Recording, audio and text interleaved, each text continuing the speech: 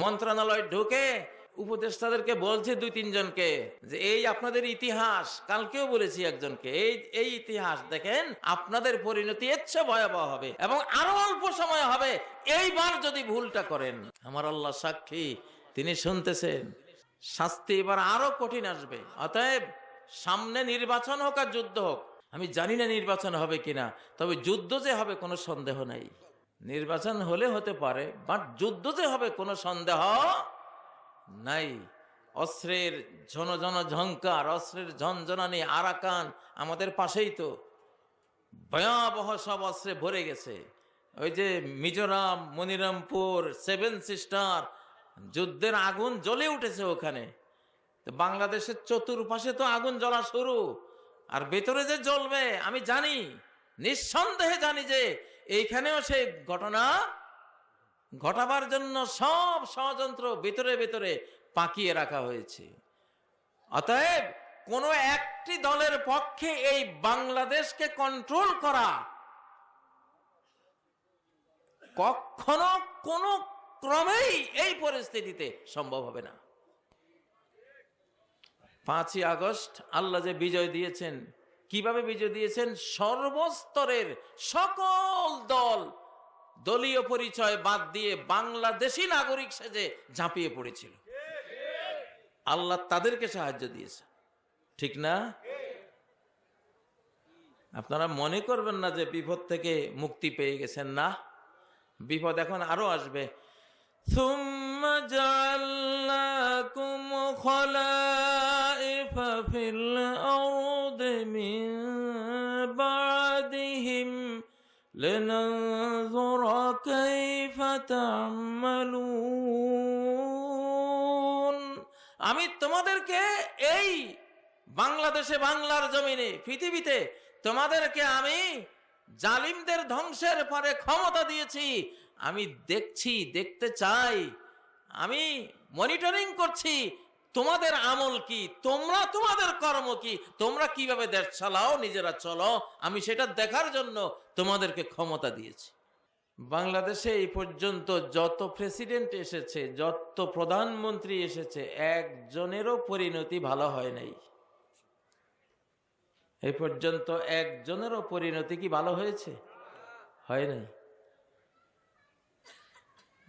শেখ মুজিবুর রহমান, পরিণতিটা কি ভালো ছিল? এত করুণ পরিণতি পৃথিবীর ইতিহাসে খুঁজে পাওয়া খুব কম, খুব কম। 1000টা এই ধরনের ইতিহাসের মধ্যে 2-1টা এরকম হয়েছে।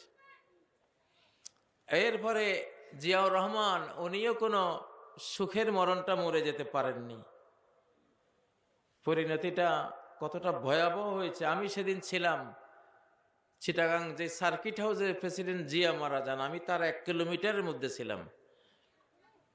তখন আমি হাঁটাচারি করতাম। আমার এক বোন থাকতো কদমতলী রেল স্টেশন এর কাছেই। তো সেই পরিণতি তো দেখলাম। এরপরে এরশাদ আসলো। এরশাদও গুলি খেয়ে মরে নাই, কিন্তু ধুকে ধুকে জেলের ভেতরে এক খুবই অমানবিক জীবন যাপন করতে করতে দুনিয়া থেকে বিদায় হয়েছে। শান্তি হয় নাই, হয়েছে। এরপরে খালেদা জিয়া, তা তো দেখলেনই, জেল, জরিমানা, এতিমের মাল খাওয়ার একটা মিথ্যা অপবাদে কতটা লাঞ্ছিত, অপমানিত, নির্যাতিত হয়েছে, ঠিক না? আর এর পর্যন্ত পরিণতি কিছু আমরা দেখেছি। আরো ভয়াবহ কি পরিণতি সামনে আসতে পারে সেটা আল্লাহ জানেন। সামনের দিনগুলিতে আমরা দেখব। এখন একটা প্রশ্ন, কেন এমনটা হলো? এখানেই তো একটা জিজ্ঞাসা আছে, আছে না নাই? সোজা জবাব, এই দেশে যদি কোন প্রেসিডেন্ট, প্রধানমন্ত্রী, রাজনৈতিক নেতা, এই যে পালালো 17 বছরের জালিমরা, আজকে কোথায়? সব ফেলে রেখে 1000 কোটি টাকা মাটির নিচে ফেলে পালিয়ে গেছে, গেছে না? নিজের ঘর বাড়ি বিল্ডিং, আহারে কিছুই এখন তাদের হাতে আছে। এই পরিণতি কেন জানতে হবে না? এই পরিণতির কারণটা কোরআনে আছে, এটা দুনিয়ার কোন সংবিধানে এটা লেখা নাই। ঠিক না বে ঠিক? ও ভাইরা, এই দেশ 1947 সালে আল্লাহর নামে নেওয়া একটা দেশ। কার নামে? আল্লাহর নামে। তখন মুসলিমরা যুদ্ধে ঝাঁপিয়ে পড়েছিল একটা জিনিস দেখে, যে মোহাম্মদ আলী জিন্নাহ কোরআন হাতে নিয়ে বলেছিলেন, এইটি আমাদের কনস্টিটিউশন, আমাদের সংবিধান। আমাদের সংবিধান লিখতে হবে না, লেখাই আছে। বুঝেছেন? কিন্তু আমরা দেশ পাকিস্তান বানিয়ে কি আল্লাহর কোরআনকে অনুসরণ করেছি? আল্লাহর রাসূলকে অনুসরণ করেছি? করি নাই।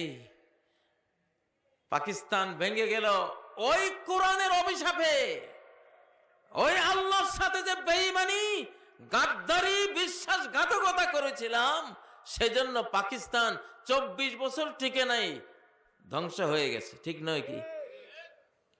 ধ্বংস যে হয়েছে খুব ভালোভাবে হয়েছিল। এই দেশের প্রায় 3 লক্ষ মানুষ জীবন দিয়েছে। 30 লক্ষ না, ওটা মিথ্যা কথা। শেখ মুজিব সাহেবকে বলা হয়েছিল আপনি 3 লক্ষের কথা বলেন, উনি 3 মিলিয়ন বলেছিলেন। লাখ আর মিলিয়নের পার্থক্যটা ব্রেইনে তো। The Vivo X200 Zeiss telephoto camera, equal depth quad curved eye protection display. Vivo X200 Zeiss image, go far. তখন হঠাৎ আসে নাই, 3 লাখের জায়গায় বলে ফেলছিলেন 3 মিলিয়ন। আর ওর পরে যখন ওনাকে বলা হলো এটা তো মারাত্মক ভুল, আর কইছি তো কইছি, বুঝেন না? ওই হয়ে গেছে 30 লক্ষ। আমি অনেক বই পড়েছি নিজে, 2,88,000 পর্যন্ত হিসাব পাওয়া যায়। কত? 2,88,000, ধরুন রাউন্ড ফিগারে চলি, কত? 3 লাখ। তো তা কি কম নাকি? 3 লক্ষ মানুষের খুন ঝরেছে, মিথ্যা কথা বলেছি, কোরআন দেখিয়ে দেশ নিয়েছি, অথচ কোরআনকে পিঠের পিছনে ফেলে দিয়েছি। ঠিক না? মুসলিম নাম, আল্লাহকে সেজদা দেব, আল্লাহর বিধানে চলবো, আল্লাহর নবীর আদর্শে চলবো, এই ওয়াদা নিয়ে ওই পাকিস্তান তৈরি করতেও 10 লক্ষ মুসলমান জীবন দিয়েছে। রায়টে, বিভিন্ন দাঙ্গায়, খুনে, রায়টে 10 লাখ তৎকালীন মুসলিমরা জীবন দিয়েছে। কিন্তু রাষ্ট্র তৈরি করার পরে কোরআনের কথা বললে কয় জঙ্গি। যে কোরআন দেখিয়ে তুমি দেশটা বানালা, সেই কোরআনের কথা বললেই জঙ্গি। তারপরে কিনা কয় আরো কত কি, মৌলবাদী। ঠিক না?